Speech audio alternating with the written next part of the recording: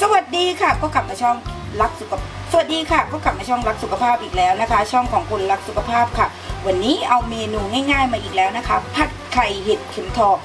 สูตรเร่งการเผาผลาญรับรองสูตรนี้อร่อยจริงๆค่ะก่อนไปดูนะคะอย่าลืมกดไลค์กดแชร์และกด Subscribe ค่ะเดี๋ยวเราไปดูวิธีทำกันค่ะ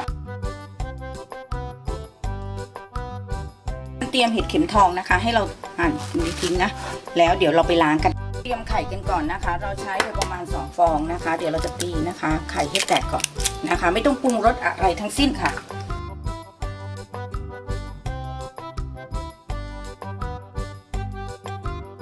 มาตั้งน้ำกันก่อนนะคะเพื่อที่จะลวกเห็ดเข็มทองค่ะเดี๋ยวเราจะลวกเห็ดเข็มทองกันก่อนเลยนะคะแล้วหลังจากลวกนะคะสุกสักครู่เราก็ไปน็อกน้ำเย็นเลยนะคะเย็นจัดนะคะเพื่อที่จะไปผัดกันต่อค่ะเอานะคะตักชื้นแล้วก็ไปน็อกน้ำเย็นกันนะคะ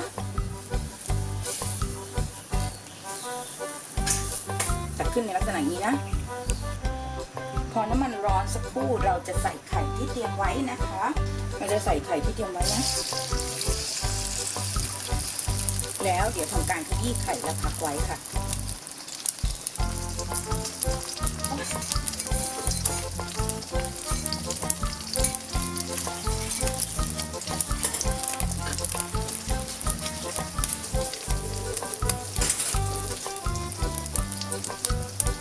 จะขยี้ไข่กันนะคะ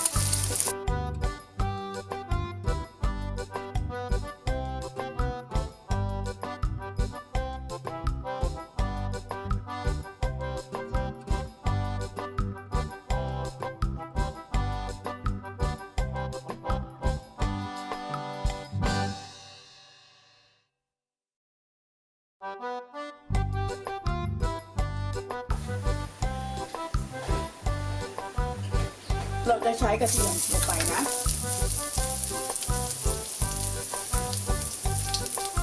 และพริกค่ะ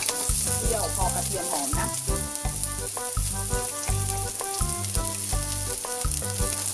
เคี่ยวให้กระเทียมหอมเลยนะคะ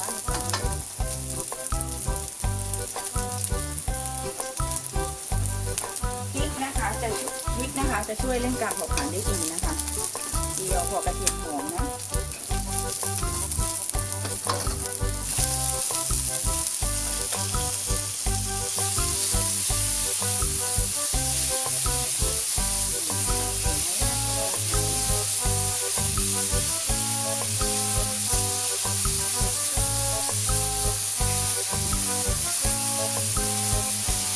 นะคะในส่วนของใส่น้ำมันหอยคีโตลงไปนะคะ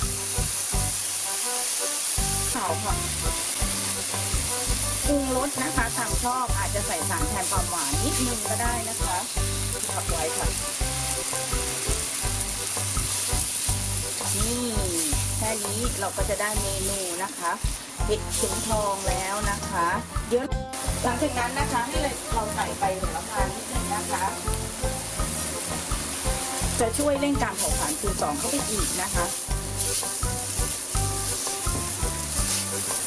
ผัดใบโหระพานะคะนิดหน่อยเองเอาให้เข้ากันค่ะ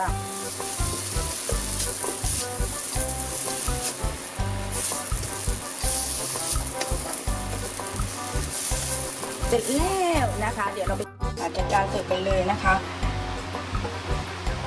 แค่นี้นะคะแค่นี้ก็ได้แล้วนะคะผัดเห็ดเข็มทองไข่นะคะสูตรเร่งการเผาผลาญคูณ2นั่นเองค่ะสำหรับคนทานคลีนและคีโตทุกคนรวมถึงคนลดน้ำหนักเราไปทำดูกันค่ะเมนูง่ายๆ10 นาทีเสร็จค่ะเราเจอกันใหม่คลิปหน้าสวัสดี